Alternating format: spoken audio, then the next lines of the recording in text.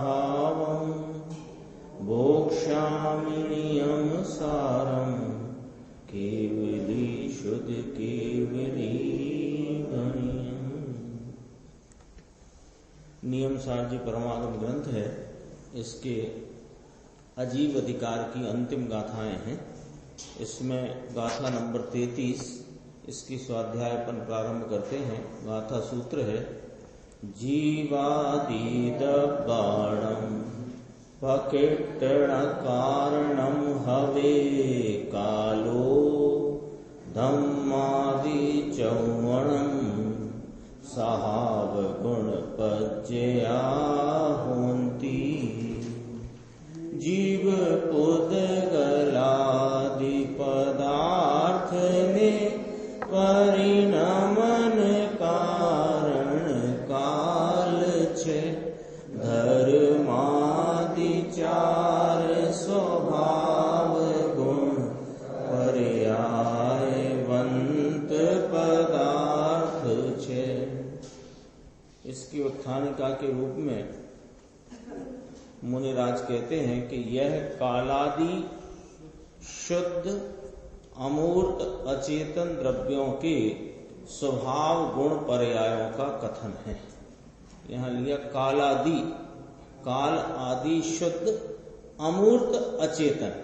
यहाँ कौन से द्रव्य लिए? अमूर्त हैं और अचेतन है, उनको लिया है। अमूर्त और अचेतन। तो इसमें पुद्गल भिन्न है और जीव भिन्न हो गया, क्योंकि जीव चेतन है और पुद्गल मूर्त है। तो अमूर्त अचेतन काल आदि ये चार द्रव्यों की चर्चा यहाँ पर की है। देखो, कालादि शुद्ध अमूर्त अचेतन द्रव्यों के स्वभाव गुण पर्यायों का यहाँ कथन करते हैं। अन्वयार्थ, जीवादि द्रव्यों के परिवर्तन का कारण, परिवर्तन माने वर्तना, परिणमन, वर्तना का निमित्त काल है। धर्मादि चार द्रव्यों के स्वभाव गुण पर्याय होती है। यानी दो बात कही। पहली लाइन में ये बात कही कि जीवादि द्रव्यों के, तो इसमें कौन कौन आ गया? जीव, पुद्गल, धर्म, अधर्म, आकाश, काल सब आ गए।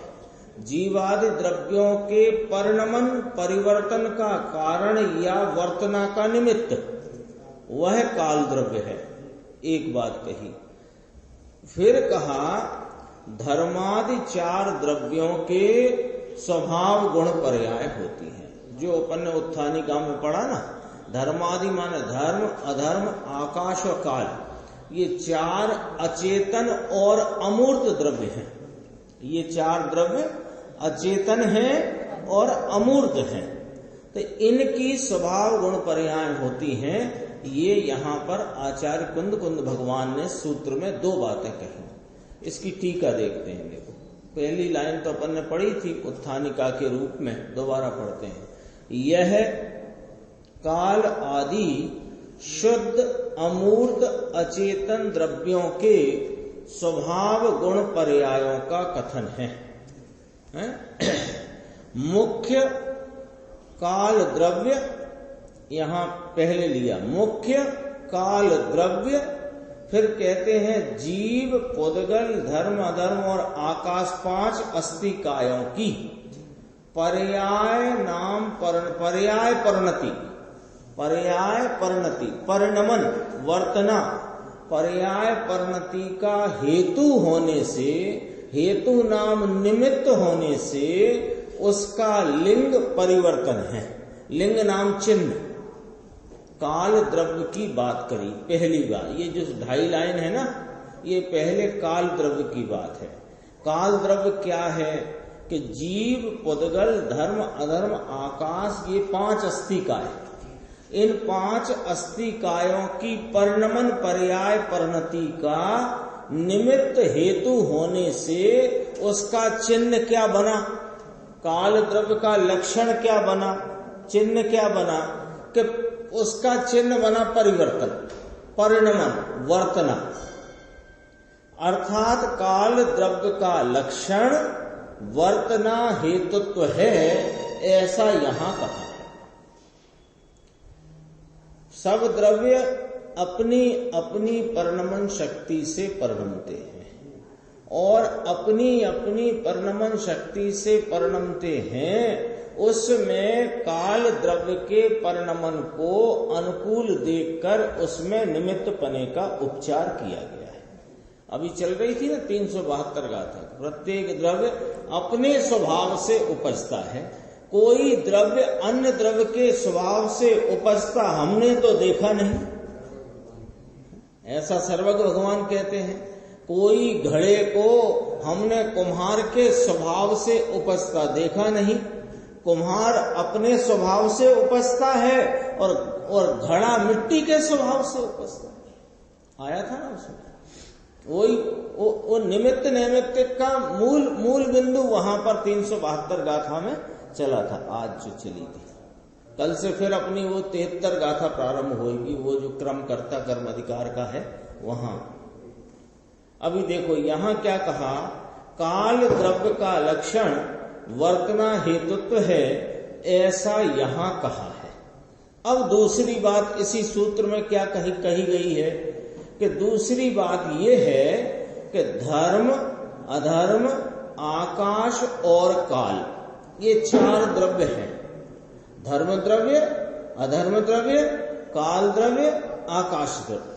इनके स्वजातीय अथवा विजातीय बंध का संबंध नहीं होने से उनके विभाव गुण पर्याय होती नहीं। अपने ख्याल में होगा ना, पुद्गल की चर्चा जब चल रही थी सजीव अधिकार में, तो पुद्गल के शुद्ध परिणमन की बात करी थी, स्वभाव परिणमन की, कि पुद्गल परमाणु एक वर्ण, एक रस, एक गंध, 2 स्पर्श भाव से परिणमता है। ये उसका स्वभाव परिणमन है। और वह स्कंद रूप जो स्वजातीय संबंध बंध को प्राप्त होता है, ये विभाव परिणाम का। स्वजातीय कहो, समान जातीय कहो। समान जातीय जब पुद्गल पुद्गल पुद्गल पुद्गल ऐसे पुद्गल इकट्ठे एकत्रित होकर दिखाई देते हैं, वह स्कंद है। और उस स्कंद को समान जातीय बंध पर्याय समझना, और समान जाति बंध पर्याय वो विभाव पर्याय है। ठीक है ना। और ये जीव और पुद्गल, ये शरीर, जीव और शरीर, इनका एक साथ दिखाई देना, ये विजातीय असमान जाति बंध पर्याय है ना। बंध क्या है कि बस वो एक प्रदेश में, आकाश के समान प्रदेश में संबंध रूप देखना। तो यहां किस हेतु से चर्चा की है वो पकड़ना है बस अपने को, कि 4 द्रव्य कौन कौन से गिनाए। जीव को छोड़ा, पुद्गल को छोड़ा। अब कौन 4 गिने? धर्म, अधर्म, आकाश और काल। तो धर्म, अधर्म, आकाश, काल, ये 4 द्रव्य ऐसे हैं कि ये स्वजातीय द्रव्यों से भी बंध को प्राप्त नहीं होते और विजातीय द्रव्यों से भी बंध को प्राप्त नहीं होते। उसका अपन समझ सकते हैं। धर्म द्रव्य स्वयं एक है, अधर्म द्रव्य स्वयं एक है, आकाश द्रव्य स्वयं एक है, कालाणु असंख्यात हैं, लेकिन वे बंध को प्राप्त नहीं होते। वे स्वतंत्र कालाणु सदैव पूरे लोकाकाश में असंख्य प्रदेशों में रत्नों की राशि की भांति जड़ित हैं। वे 2 कालाणु कभी इकट्ठे नहीं होते, परमाणु होते हैं इकट्ठे। तो ये हेतु रख करके यहां बात की कि उनके विभाव गुण पर्याय नहीं होते, धर्म के, अधर्म के, काल के और आकाश के। क्यों? कि उनमें स्वजातीय और विजातीय बंध का संबंध नहीं होने से उनको विभाव गुण पर्याय नहीं होती, परंतु स्वभाव गुण पर्याय होती हैं, ऐसा अर्थ है इसका। पर्याय होती ही नहीं ऐसा थोड़ी अर्थ है। पर्याय तो है, द्रव्य है तो पर्याय तो है, लेकिन ये विभाव पर्याय नहीं, विभाव गुण पर्याय नहीं, तो स्वभाव गुण पर्याय है। वे स्वभाव गुण पर्यायों का पूर्व में प्रतिपादन करने में आया है, इसलिए ही यहाँ संक्षेप से सूचना करने में आई है। गुरुदेव का व्याख्यान देखते हैं। देखो, इसमें ऐसा सिद्ध किया है लोगों को कि भाई, लोग कहते हैं ना, भाई धर्मास्तिकाय आगे नहीं है इसलिए सिद्ध आगे नहीं जाते। सिद्ध है ना, जो जीव मुक्त हुआ तो मुक्त हुआ, ऊर्ध्व गमन करता हुआ लोकाग्र में जाकर वो ऐसे बिल्कुल लोकाग्र तक जाता है। हाँ, अब वहां वास्तव में तो शरीर नहीं और मूर्तिक पना रहा नहीं, शरीर ही नहीं रहा ना, तो वहां जो अंतिम शरीर प्रमाण आत्मा के अमूर्तिक असंख्यात प्रदेशों का आकार है, वो उसके आधार पर अपन सिर कहते हैं। तो वो वहां जाकर के लग जाता है। जैसे अपन सब खड़े हो जाएं यहां, तो अपन सबके पैर बराबर होंगे और सिर ऊंचे नीचे, और सिद्धों के अमूर्तिक आकार है, ध्यान रखना, अमूर्तिक आकार है, लेकिन उनका ये ऊपरी भाग लोकाग्र पर एक सर का है और नीचे फर्क है। ठीक है ना? तो वो कोई उसमें अभी अपन ने पढ़ी थी, स्वभाव गति क्रिया पढ़ी थी ना धर्मास्तिकाय की। अयोगी केवली हैं तो उनके वो स्वभाव गति क्रिया है ऊर्ध्वगमन रूप, तो उसमें धर्मास्तिकाय द्रव्य निमित्त है, ऐसा कहा था। तो वो धर्मास्तिकाय निमित्त है तो कोई यो विचार करने लग गया अथवा ऐसा मानने लग गया कि देखो सिद्ध लोक के आगे इसलिए नहीं जाते क्योंकि वहां धर्मास्तिकाय नहीं है। जब धर्मास्तिकाय नहीं है तो जाएंगे कैसे? क्यों? क्योंकि गमन में तो धर्मास्तिकाय निमित्त है। अरे निमित्त है यानी कि उससे नहीं होता। अभी गुरुदेव की लाइन आई थी, निमित्त माने कि जो नहीं करे सो निमित्त, करे सो कर्ता उपादान, और नहीं करे उसका नाम निमित्त है। उसमें अनुकूलता देखकर उपचार करने में आता है। देखो, धर्मास्तिकाय आगे नहीं इसलिए सिद्ध आगे जाते नहीं, इसके कारण से ये ऐसा है। तो ऐसा ही इसने यहां मान लिया काल द्रव्य के संबंध में कि भाई काल ना होए तो परिणमन नहीं होगा द्रव्यों का। ये चर्चा आई थी, कल ही आई थी, लेकिन उसका तात्पर्य ये नहीं है कि काल द्रव्य अन्य द्रव्यों को परिणमाता है। उसका तात्पर्य ये है कि प्रत्येक द्रव्य अपनी परिणमन शक्ति से अपने स्वयं के स्वभाव से उपजता हुआ परिणमता है। उपजता हुआ माने उस परिणाम से उत्पन्न होता हुआ परिणमता है। लेकिन वह परिणमन का माप कितना? कि एक समय। तो समय क्या? कि काल द्रव्य का परिणाम। तो वो काल द्रव्य के परिणाम को अन्य द्रव्यों के परिणमन का निमित्त कहने में आया। तो वर्तना का हेतु या परिणमन का निमित्त काल द्रव्य कहा गया। ऐसे धर्मास्ति नहीं होता तो ऊपर नहीं जाता। ये निमित्ताधीनता घोर मिथ्या दृष्टिपना है।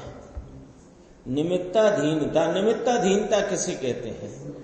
कि निमित्त के द्वारा जनागम में जो किसी अन्य द्रव्य के परिणमन का ज्ञान कराया और उसने उसके परिणमन को निमित्त से हुआ मानना, ये निमित्ताधीनता है।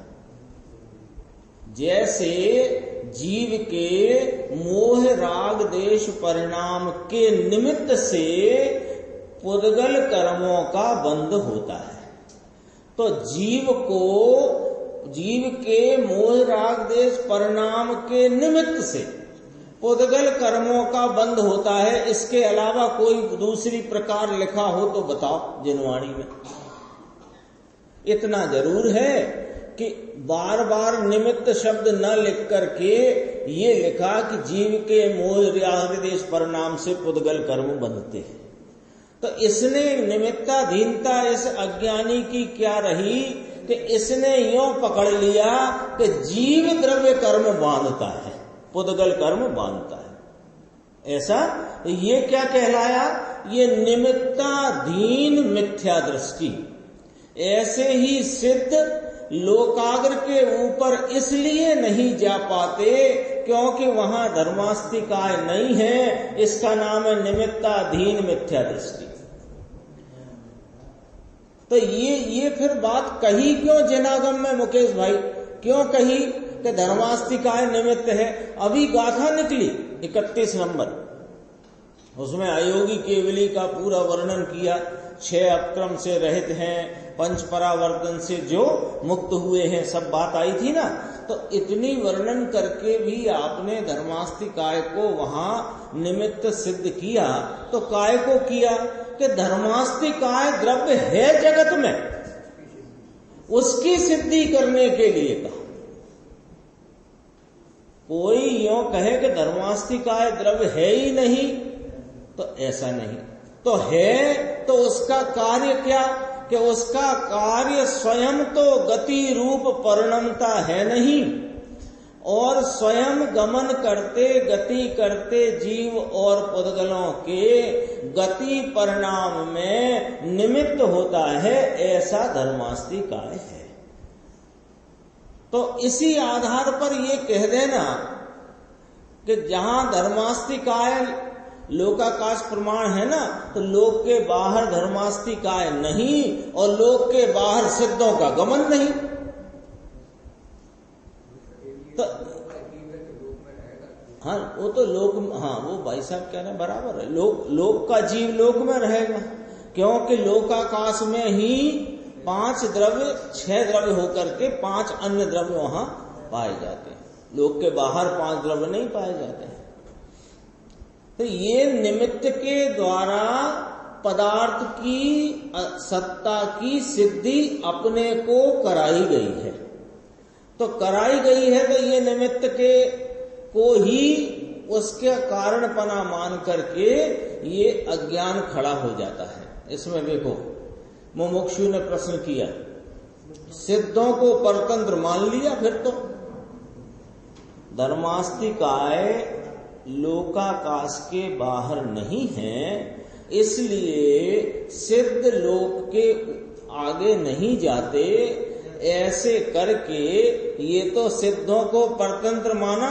461 पेज है निर्देश भाई, सबसे ऊपर की लाइन 461, उत्तर देखो गुरुदेव कि हाँ ये परतंत्रता ही मान बैठे।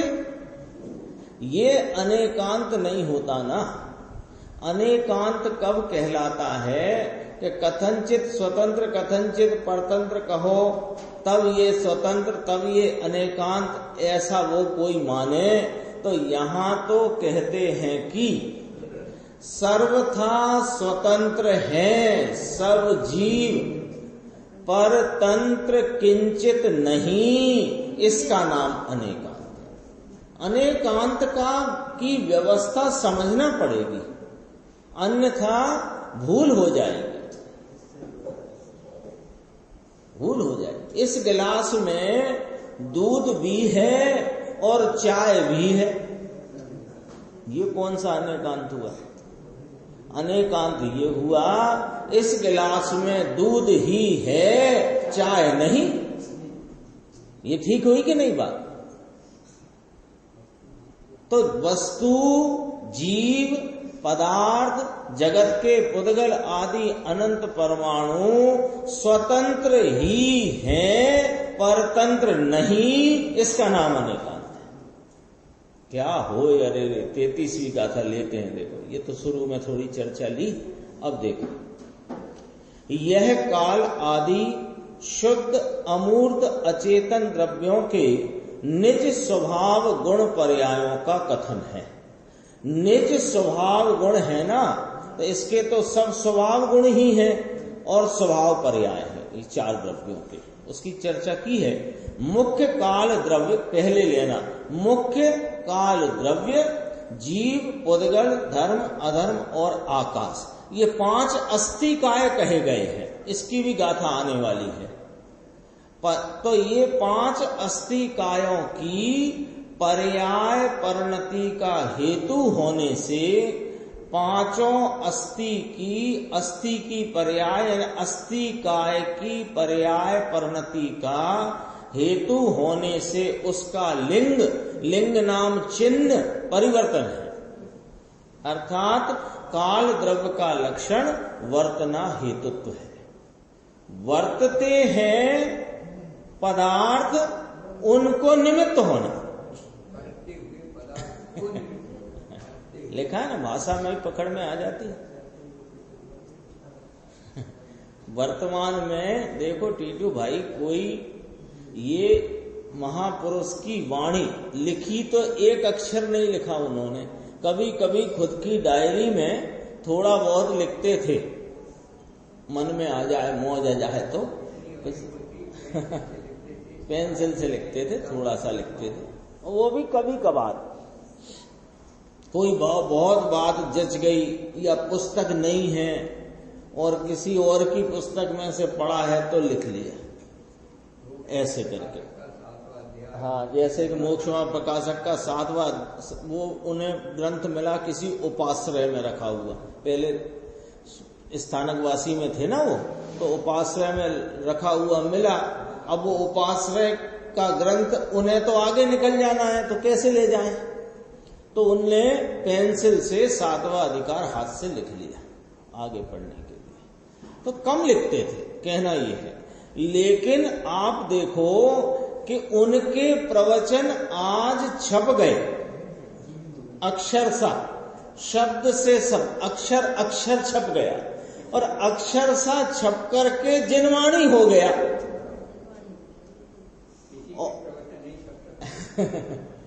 प्रवचन छपना तो बहुत बड़ी बात है। बोलने में कोई स्खलन कभी नहीं, कोई कभी चूक नहीं, कोई बोलने में कसर नहीं कि समझाते समझाते छोड़ दिया हो और दूसरी बात आ गई। पूरी बात अक्षरशः जैसा शब्द गाथा का, सूत्र का, टीका का ज्यों-ज्यों आता जाता है त्यों-त्यों खुलासा करते जाते हैं। और एक बात अतिरिक्त नहीं और एक बात कम नहीं, यानी समझो बोलती टीका, बोलती टीका। कोई ऐसे कोई ये सामान्य बात नहीं है। कितना ही बहुत बड़ा वक्ता हो, व्याकरण का, न्याय का पंडित हो, बहुत बड़ा वक्ता हो, इतना कितना ही बड़ा वक्ता हो, लेकिन उसके वक्तव्य को सीधा का सीधा छाप दिया जाए तो सामान्य बातों की तो छोड़ दो, बात जिनवाणी की चलती है। कोई स्खलन नहीं, कभी कोई ढील नहीं, कभी कोई अन्य बात नहीं।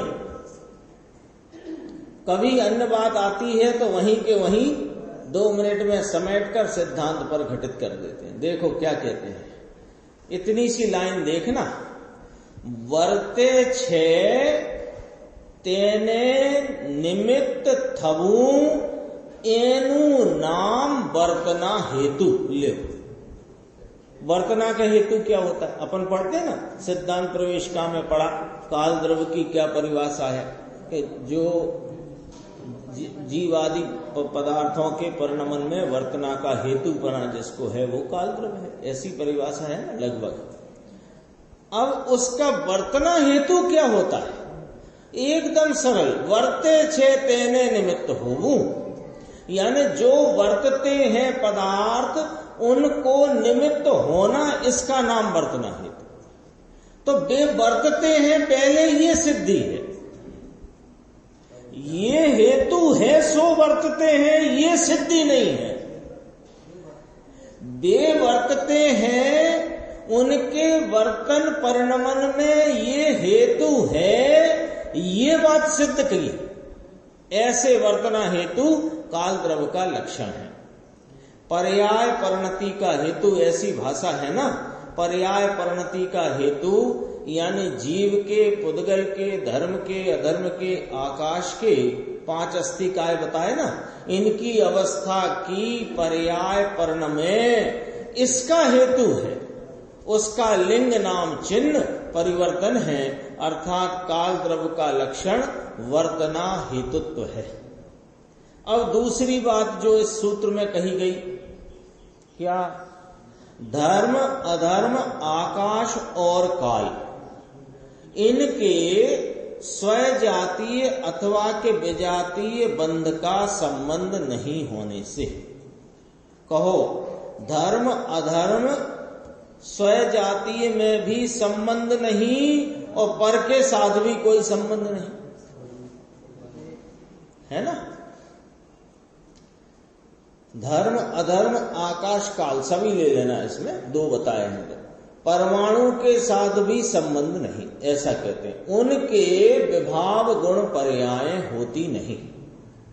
धर्मास्ति आकाश काल के विभाव गुण पर्याय होती नहीं। अधर्मास्ति बोला नहीं है, लगा लो इसमें। धर्मास्ति अधर्मास्ति आकाश काल इनके विभाव गुण पर्याय होती नहीं, परंतु स्वभाव गुण पर्याय होती हैं। इनको तो गुण और पर्याय सब अनादि स्वभाविक शुद्ध होती है, ऐसा अर्थ है। यानी अपन ने यहां पर क्या चर्चा आ गई, गाथा कौन सी चलती है? 33 गाथा में क्या चर्चा आ गई कि धर्मास्तिकाय अधर्मास्तिकाय काल द्रव्य आकाश, इन 4 के अनादि से ही स्वभाव गुण पर्याय होती हैं। इनमें परस्पर स्वजातीय अथवा विजातीय बंध का संबंध होता ही नहीं है, स्वभाव गुण पर्याय होती है। ठीक है, ये वाली बात कही। तो 4 की स्वभाव गुण पर्याय है और एक परमाणु की चर्चा चली थी पुद्गल की, तो पुद्गल की भी स्वभाव गुण पर्याय है।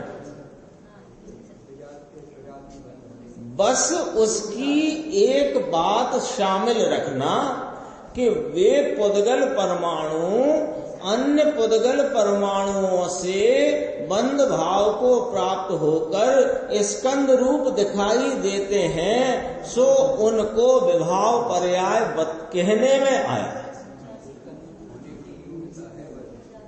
तो कहने में आया है क्यों? विभाव पर्याय कहो ना, कि वो पर्याय है ही नहीं ना, तो कहें कैसे? आप बता दो कौन से गुण की पर्याय है स्कंद? स्कंद किस गुण की पर्याय है? ये चर्चा हो गई है, थोड़ा रिवीजन कर लेते हैं। यशवंत भाई, स्कंद किस गुण की पर्याय? प्रदेशत्व गुण की नहीं, और प्रदेशत्व गुण को छोड़कर अनंत गुण जितने हैं उनकी भी नहीं। कोई कहे कि रुक्षता स्निग्धता से होता है, अरे वो तो स्पर्श गुण की स्वभाव पर्याय है, स्निग्धता और रुक्षता। थोड़ा विचार करके देखो, ये स्कंद होना ये वास्तव में पर्याय नहीं है। ये तो अनेक परमाणु, अनंत परमाणु, उनको अनेक इसलिए कहते हैं कि 2 से ही स्कंद का भाव शुरू हो जाता है।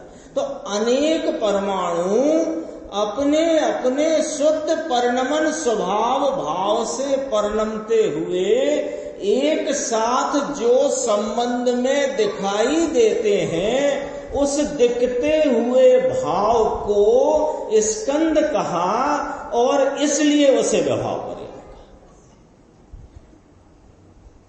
देखो यहां कहा 4 का यहां मुख्यता कथन आया ना। दूसरी बात, धर्म अधर्म स्वजाति में भी संबंध नहीं, पर के साथ भी कोई संबंध नहीं, परमाणु के साथ भी संबंध नहीं, ऐसा कहते हैं। उनके विभाव गुण पर्याय होती नहीं। धर्मास्ति आकाश काल, इसमें अधर्मास्ति जोड़कर अपन पढ़ेंगे। धर्मास्ति अधर्मास्ति आकाश काल को विभाव गुण पर्याय होती नहीं, परंतु स्वभाव गुण पर्याय होती हैं। इनके तो गुण पर्याय सब अनादि स्वाभाविक शुद्ध होते हैं। ऐसा अर्थ है, वह स्वभाव गुण पर्यायों का पूर्व में प्रतिपादन करने में आ गया है, इसलिए ही यहाँ संक्षेप से सूचन करने में आया है। अब 33वीं गाथा की टीका पूर्ण करते टीकाकार मुनिराज श्लोक कहते हैं, श्लोक 50वां। इति विरचित मुच्चैः द्रव्य षट्कस्य भाकद विवरणमतिरम्यम् भव्यकर्णामृतं यत् तदिह जिनमुनिना दत्तचित्तप्रमोदम् भवतु भवविमुक्तैः सर्वदा भव्यजन्तौ। इस प्रकार भव्यों के कर्णों का अमृत ऐसा जो 6 द्रव्यों का अति रम्य दैदीप्यमान यानी स्पष्ट विवरण विस्तार से करने में आया। देखो आ गई ना बात। भव्य जीवों के कर्णों का अमृत है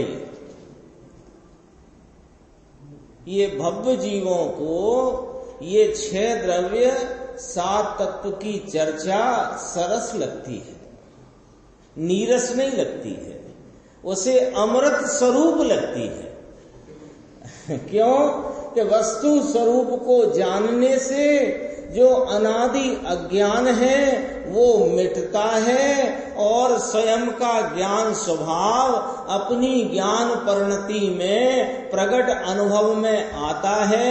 इसलिए ये 6 द्रव्य 7 तत्व का स्वरूप भव्य जीवों को कानों में अमृत सा घुलता है, ऐसे घुलता है मानो अमृत घुल रहा। क्योंकि इसमें अनादि का अज्ञान मिटकर अपने ज्ञान स्वभाव की महिमा पूर्वक अपने ज्ञान स्वभाव का परिणति में आस्वादन आ सकता है, इसलिए वह उसे अमृत समान लगता है। लिखा है ना, भव्यों के कर्णों को अमृत ऐसा जो 6 द्रव्यों का, 6 द्रव्य कहा तो उसमें 6 द्रव्य 7 तत्व सवाल है। 6 द्रव्यों का अति रम्य दैदीप्यमान माने स्पष्ट विवरण विस्तार से करने में आया। वह जिन मुनियों के चित्त को प्रमोद देने वाला 6 द्रव्य विवरण भव्य जीव को सर्वदा भव विमुक्ति का कारण हो।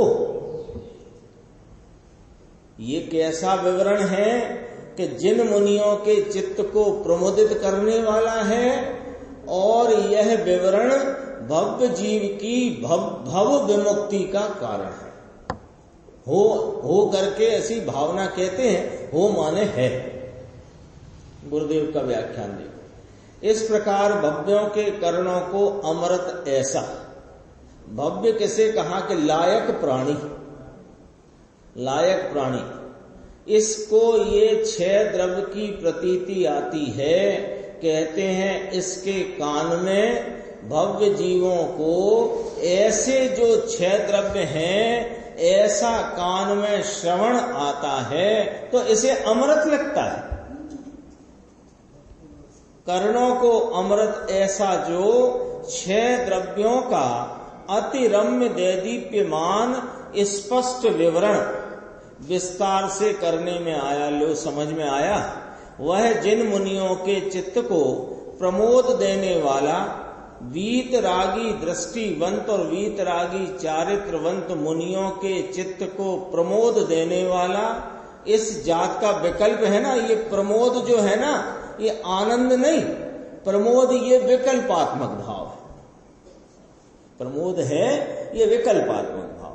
उपदेश देने का विकल्प आया और उपदेश देते हैं तो जिनेंद्र परमात्मा की दिव्य ध्वनि में आए हुए 6 द्रव्य 7 तत्व का स्वरूप और अपने अनुभव से स्वयं स्वरूप को जानते हुए और समस्त द्रव्यों के स्वरूप को स्पष्ट जानते हुए वह उसका कहने में उनको वो विकल्प रूप प्रमोद है, ऐसा कहते हैं। 6 द्रव्य भगवान ने कहे हैं ना, 6 द्रव्य विवरण भव्य जीव को सर्वदा लो, भव्य जीव को सर्वदा भव विमुक्ति का कारण हो। कैसे हो भव्य मुक्ति का कारण? कि इसका वास्तविक ज्ञान होकर के स्वभाव तरफ ढले, वास्तविक ज्ञान होकर के PhD, डॉक्टरेट, 3-4 डिग्रियां, ना ना ना, ये तो एक तरह से समझो कि और नुकसान का काम हो गया। यहां तो वास्तविक ज्ञान होकर के स्वभाव तरफ ढले, इसको भव की मुक्ति का कारण होता है। वस्तु है ना, तो इसमें से एक भी द्रव्य कम माने, थोड़ी गंभीर है बात। 6 द्रव्य सर्वज्ञ भगवान ने जगत में देखे, जाति अपेक्षा, संख्या अपेक्षा अनंत देखे, जाति अपेक्षा 6 देखे, 6 में एक भी कम माने, अथवा जीवों को अनंत की जगह असंख्य माने, पुद्गल को अनंत की जगह संख्यात असंख्यात माने, धर्म द्रव्य को 1 की जगह 4-6 माने, कुछ भी विपरीतता, एक भी द्रव्य कम माने तो उसके सामर्थ्य की पर्याय को ही माना नहीं। किसकी सामर्थ्य? ये 6 द्रव्य जगत में हैं, सर्वज्ञ ने देखे हैं, कहे हैं, और ऐसा जानने का मेरा स्वभाव है। जानेगा कौन? जानेगा ये जीव, ये ज्ञान। तो अपना मैं ज्ञान स्वरूप हूं और अपना मेरे ज्ञान की सामर्थ्य ऐसी है कि जगत में जो पदार्थ हैं उनको मैं जानूं। तो एक भी द्रव्य कम माना तो अपने ज्ञान की सामर्थ्य का अनादर है, ऐसा कहते हैं। तो पर्याय को नहीं माना। कौन सी पर्याय को? कि अपनी ज्ञान पर्याय की सामर्थ्य को नहीं माना, माने पर्याय को नहीं माना। तो पर्याय की ऐसी सामर्थ्य माने, ये द्रव्य का आश्रय करे तो इसको धर्म होता है। समझ में आया? भारी सूक्ष्म बात है। यानी कितनी जिम्मेदारी सौंप दी, कितनी जिम्मेदारी सौंप दी कि जगत में जो जितने द्रव्य हैं, जैसे द्रव्य हैं, उनमें एक भी कम ज्यादा करोगे तो तुमको धर्म नहीं होगा। क्यों? ऐसा क्यों सा? एक आत्मा को जानने का नाम ही धर्म है ना। काल द्रव्य को हम जाने के ना जाने, धर्मास्ति अधर्मास्ति को जाने के ना जाने, उससे क्या होगा कि उसको नहीं जानने और नहीं मानने से तुमको अपनी ज्ञान की सामर्थ्य का स्वीकार नहीं होगा, और ज्ञान की सामर्थ्य का स्वीकार नहीं होगा तो इस ज्ञायक वस्तु का स्वीकार नहीं होगा, और ज्ञायक वस्तु के स्वीकार किए बिना ये ज्ञायक भगवान, इसकी अनंत सामर्थ्य की प्रगटता का अंश वो पर्याय में प्रकट नहीं होता। अपना स्वाद अपने को ही आता नहीं। भारी सूक्ष्म बात ये कि इसके बजाय इससे काम चला लेंगे हम तो, 1 इंद्री 2 इंद्री 3 इंद्री दया पालना, ये करना, ये सब सरल था। गुरुदेव ने कहा दया ते सुखनी बेलड़ी और दया ते सुखनी खान। बेलड़ी समझ गए ना? बेल ऐसे बढ़ती चढ़ती होती है ना, तो दया वो सुख की बेलड़ी, जैसे सुख है वो दया सुख के समान, जैसे बेल बढ़ती जाती है ऐसे दया से सुख बढ़ता जाता है। तो दया ते सुखनी बेलड़ी, दया ते सुखनी खान। खान तो समझ ही गए, खदान। अब कहते हैं समझ में आया खरा, अनंत जीव मुक्ति गया दया तना प्रमाण। तो उसने पूछा मुमुक्षु ने, ये साहब स्वदया की बात लिखी है कि परदया की? परदया की लिख के बैठेंगे जो लिखी है। गढ़डा में है वो डेला है ना, उसके ऊपर घड़ी के पास लाठी वाले ने, एक लाठी गांव है, गढ़ड़ा भी गढ़ड़ा गांव है, वहां पर घड़ी के पास एक पाटिया लिखा। पाटिया ऐसे जैसे ये लगे है ना, ऐसा, ये तो अपने अभी प्लास्टिक लगा, उसने पाटिये पे लिखवा दिया, दया ते सुखनी बेलड़ी। तकलीफ ही ये, बात को समझते नहीं है। शास्त्र में जहां जहां दया आए वहां दया माने परदया, परदया माने धर्म, बस। और रतनचंद जी भी ऐसा ही ठहराते हैं। रतनचंद जी कौन? मुक्तार। ये कहे कि दया के दो प्रकार हैं। मुमुक्षु ने कहा दो का क्या काम है, लेकिन उसकी कथनी में, उसके विवरण में दो आते हैं। तो दो प्रकार करना ही क्यों? दया कहो, दो प्रकारता क्यों? तो दया यानी कोई निश्चय की दया और कोई व्यवहार की दया, ऐसे दो प्रकार हैं, गुरुदेव ने कहा। तो मुमुक्षु ने कहा कि ये ना पाड़ते हैं, दया दो करते हो क्या करने के लिए? ये दो हिस्से क्यों किए? गुरुदेव देखो अभी समझा देते हैं। नय है इसलिए करते हैं। नय है ना, नय माने एक यथार्थ बात को बताता हुआ और एक उपचार से बात को बताता। तो निश्चय दया किसको कहना कि भगवान आत्मा राग और विकल्प बिना का प्रभु, इसकी श्रद्धा ज्ञान और रमणता करना, ये ही जीव की सच्ची दया है। कि जिसको संसार से मुक्त होकर मुक्ति होती है, ये दया है, ये दया।